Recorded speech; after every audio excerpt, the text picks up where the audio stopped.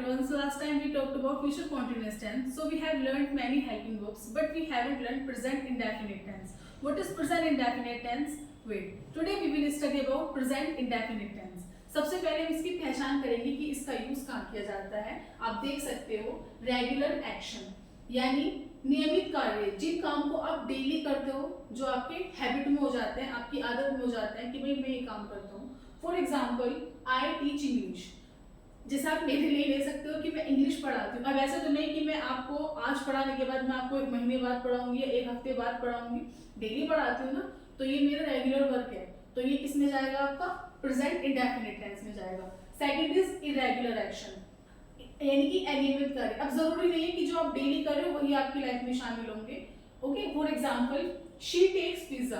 अब ऐसा तो नहीं कि पिज्जा आप डेली ही खाते हो. डेली नहीं खाना चाहिए, वैसे आजकल के बच्चे डेली खाते हैं और उसकी वजह से वो बीमार पड़ते हैं. बट ये क्या होता है कि इन a month, in a week, ठीक है. तो ये आपका रेगुलर वर्क नहीं है, इरेगुलर वर्क में जाएगा. ओके. थर्ड इज हैबिट, जो आपकी आदत बन जाती है, जो आपको आदत लग जाती है. फॉर एग्जाम्पल ही स्मोक्स, कि वह सिगरेट पीता है, ठीक है. वो उसको आदत बन चुकी है कि उसको छोड़ना भी बड़ा मुश्किल हो जाता है, तो वो आपकी हैबिट में आ चुका है. वो भी आपका प्रेजेंट इंडेफिनिट टेंस है. And fourth is universal truth यानी कि सार्वभौमिक सत्य. For example the sun rises in the east, कि जो सूरज है वो कहाँ से निकलता है? पूरब से निकलता है. तो इस तरह से आपको ये नहीं देखना है कि जिन सेंटेंस के लास्ट में ता है, ती है, ते है आते हैं, वहां यूज करोगे. आपको क्या याद रखना है कि रेगुलर वर्क, इरेगुलर वर्क, या फिर आपकी हैबिट में जो है, या फिर आपका यूनिवर्सल ट्रूथ. तो ये जो चार बातें होती है वो किसके अंदर आती है? प्रेजेंट इंडेफिनिट के अंदर आती है. बात करते हैं इसकी हेल्पिंग वर्ब की, किसमें कौन सी हेल्पिंग वर्ब का यूज होता है. यू कैन सी इसमें आपका आता है डू एंड डज, यानी जहां पर आपका जो सब्जेक्ट है, जो डूअर है, अगर वो आपका प्लूरल है तो वहां पर आपको यूज करना है डू. और जहां पर आपका सिंगुलर होता है वहां पर आपको यूज करना है डज का. वो भी जो आप एग्जांपल मैं आपको बताऊंगी आपको समझ आ जाएगा अच्छी तरह से. बात करते हैं इसकी मेन वर्ब की.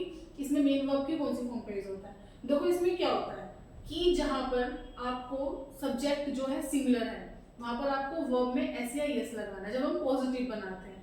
और जब जो आपका प्लूरल होता है वहां पर आपको फर्स्ट फॉर्म लगानी. पहले आप इस लाइन को पढ़िए.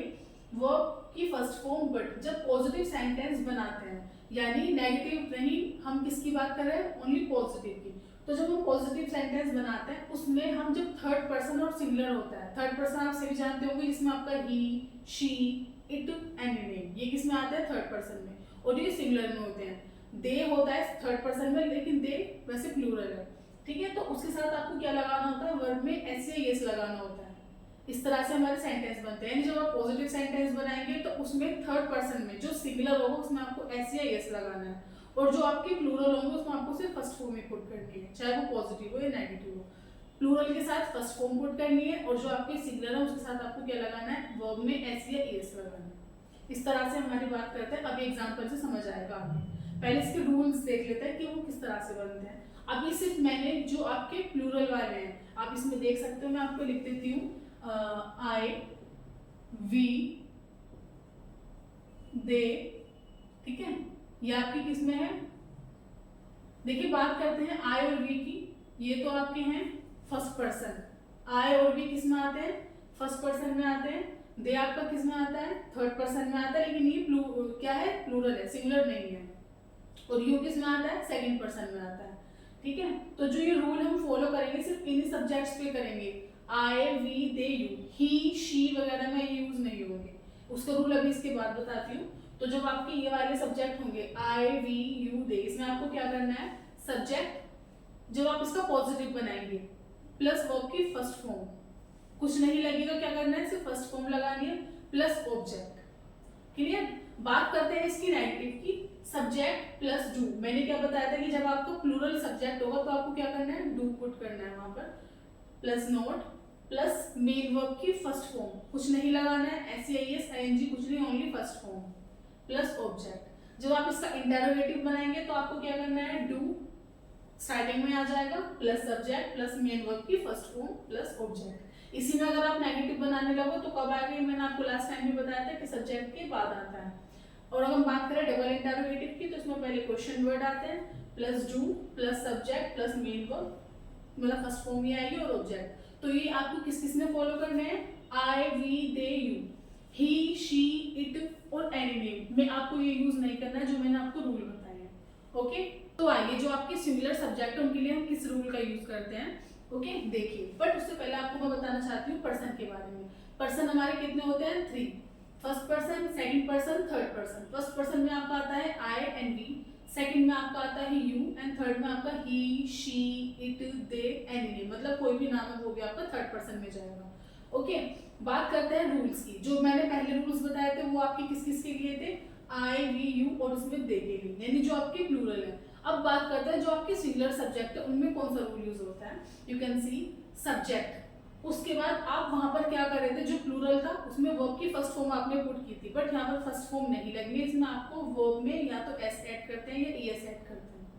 ओके, अभी मैं आपको बताऊंगी एस कब लगाते हैं और ई एस कब लगाते हैं। तो जो आपका सिंगुलर सब्जेक्ट होगा उसमें आपको एस या ई एस पुट करना है। नेगेटिव अगर इसकी हम बात करेंगे तो मैंने आपको बताया था डू प्लूरल में आता है और जो डज है वो सिंगुलर के साथ आता है। तो यहाँ पर आपको नेगेटिव में क्या करना है? डज नॉट, डू नॉट वहां आएगा प्लूरल में, यहाँ पर आएगा डज नॉट।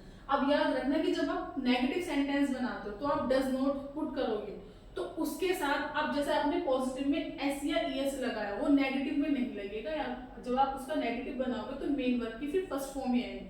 पॉजिटिव में एस या ई एस लगेगा, नेगेटिव में डज नॉट के बाद फर्स्ट फॉर्म आती है। इंटरोगेटिव की अगर हम बात करेंगे डज स्टार्टिंग में आ जाएगा, सब्जेक्ट मेन वर्ब। अब यहाँ पर भी मेन वर्ब की फर्स्ट फॉर्म ही आनी है। बस याद रखना कि जो आप एस या ई एस ऐड करते हो वो सिर्फ पॉजिटिव में ही आएगा, बाकी चाहे इंटरोगेटिव हो, डबल इंटरोगेटिव हो या नेगेटिव हो, सबके साथ कौन सी फॉर्म आनी है? फर्स्ट फॉर्म आनी है। इसमें आपका क्वेश्चन वर्ड हो जाएगा स्टार्टिंग में डज प्लस सब्जेक्ट की और मेन वर्ब की फर्स्ट फॉर्म और आपका ऑब्जेक्ट। तो ये किसके साथ यूज होता है? आपका सिंगुलर के साथ। अब हम बात करते हैं कि एस कब लगाते हैं या ई एस कब लगाते हैं। देखिए मैं आपको बताती हूँ कि आप ये मान लीजिए कि हर जगह आपको क्या लगाना है? एस ही लगाना है। ई एस को देख लेते हैं कि ई एस कब लगाते हैं। देखिए, अगर किसी भी वर्ड के लास्ट में कोई भी एक शब्द है उसके लास्ट में अगर सी एच आ रहा है, एस एच आ रहा है, एक्स आ रहा है, ओ आ रहा है, जेड आ रहा है या आपका एस आ रहा है, क्या बताया मैंने? लास्ट में एस आ जाए किसी भी वर्ड में, सी एच आ जाए, एक्स आ जाए, आपका एस एच आ जाए, ओ आ जाए या जेड आ जाए, तो इनमें आपको ई एस ऐड करना है, अदरवाइज आपको एस ही ऐड करना है। फॉर एग्जाम्पल मैं आपको लिखकर दिखाती हूँ। आप यहाँ से देख सकते हैं कि जैसे मैंने यहाँ पर प्ले लिखा, अब अगर मैं इसको बनाऊंगी सिंगुलर के साथ, आई प्ले, यू प्ले, यहाँ तो फर्स्ट फॉर्म ही आनी है, बट अगर मैं बोलूँ शी प्लेज तो आप प्ले का प्लेस कर रहे हो। अब लास्ट में आपको ध्यान देना है कि यहाँ पर क्या आ रहा है? वाई। क्या इन वाले लेटर में आपको वाई दिखाई दे रहा है? नहीं ना। S C H, S H, X, O, Z, तो आपको क्या करना है? ओनली प्लेस कर देना है, एस लगा देना है। बट अगर मैं यहाँ पर लिखूं टीच, क्या? टीच, लास्ट में क्या आ रहा है? C H. अब इसको अगर मैं पॉजिटिव बनाऊंगी मतलब उसके साथ प्लूरल के साथ, तो I teach, you teach, but वह पढ़ाती है तो क्या हो जाएगा? She teaches. अब लास्ट में सी एच आ रहा है, क्या आपको दिखाई दे रहा है कहीं पर? यस, बिल्कुल है सी एच। तो आप क्या करेंगे? यहाँ पर ई एस ऐड कर देंगे। तो इस तरह से आपको अगर ये वाले लेटर नजर आए तो आपको ई एस पुट करना है, ये वाले लेटर नहीं है तो आपको एस पुट करना है। आई होप आपको समझ आया होगा, ठीक है। तो इस तरह से आपको पॉजिटिव किस तरह से बनाना है, नेगेटिव मैंने आपको बता दिया है। देखिए, अगर आपको अभी भी समझ नहीं आया तो मैं आपको एक एग्जांपल और देती हूँ। आप देख सकते हो कि मैंने सभी यहाँ पर सब्जेक्ट पुट किए हैं। अगर आप देखोगे तो आई के साथ कौन सी फॉर्म आ रही है? वर्ब की फर्स्ट फॉर्म। यू के साथ वर्ब की फर्स्ट फॉर्म, ही और शी के साथ आप देख सकते हो क्या लग रहा है? एस या एस पुट हो रहा है। ओके, वी के साथ वर्ब की फर्स्ट फॉर्म, दे के साथ वर्ब की फर्स्ट फॉर्म। इट की बात अगर हम करेंगे तो क्या लगेगा? वर्ब में एस या एस लगेगा। और अगर किसी का भी नाम है राम, सोहन, मोहन, तो वहां पर भी आपको एस या एस लगाना है। इसी से एग्जांपल लेते हैं कि वह जॉब करती है। चलो स्टार्टिंग करते हैं आई से, कि मैं जॉब करती हूँ। मैं जॉब करती हूँ, आई डू द जॉब।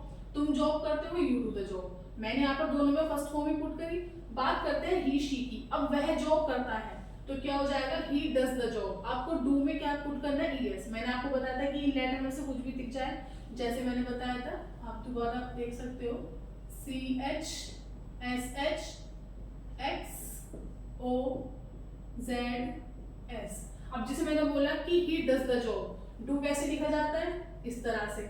अब डू में लास्ट में क्या आ रहा है? ओ, तो ओ इसमें भी है तो क्या करना है? डज कर देना है। She does the job, he does the job, I do the job, you do the job, he does the job, she does the job. We की बात करेंगे, we do the job, first form यानी क्योंकि plural है, they do the job, it does and any name does, यानी कि Sohan does the job, Rani does the job, like this. तो इस तरह से आपको बनाने हैं आपके प्रेजेंट इंडेफिनिट टेंस। चलिए इसकी कुछ और एग्जांपल्स देखते हैं। You can see I go to college, मैं कॉलेज जाता हूँ या मैं कॉलेज जाती हूँ। आपने यहाँ पर क्या किया, आई प्लूरल के अंदर आ रहा है तो आपने फर्स्ट फॉर्म पुट कर दी, आई गो टू कॉलेज। अब मैं बात करूंगी वह कॉलेज जाती है, तो मैंने यहाँ पर तो गो किया था, आई गो, बट यहाँ पर जब आप उसको शी में यानी कि थर्ड पर्सन वाला बनाओगे तो क्या हो जाएगा, गोज हो जाएगा, शी गोज टू कॉलेज। अपने लिए बोलोगे आई गो टू कॉलेज, लेकिन वह जाती है तो क्या हो जाएगा, गोज। ओ आ रहा है तो क्या ऐड करना है, ईएस ऐड करना है, तो शी गोज टू कॉलेज।